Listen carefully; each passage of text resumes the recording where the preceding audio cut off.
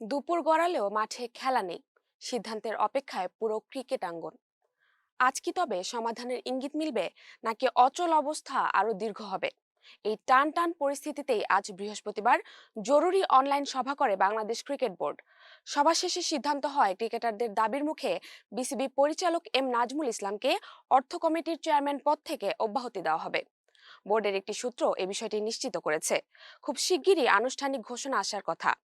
তবে বিষয়টি এখানেই থামছে না। বিসিবির গঠনতন্ত্র অনুযায়ী নির্দিষ্ট কয়েকটি কারণ ছাড়া কোনো পরিচালককে পদচ্যুত করা যায় না। সেগুলোর কোনোটি নাজমুল ইসলামের ক্ষেত্রে প্রযোজ্য নয়। অর্থাৎ তিনি পরিচালক হিসেবেই থাকছেন, যদি না নিজে পদত্যাগ করেন।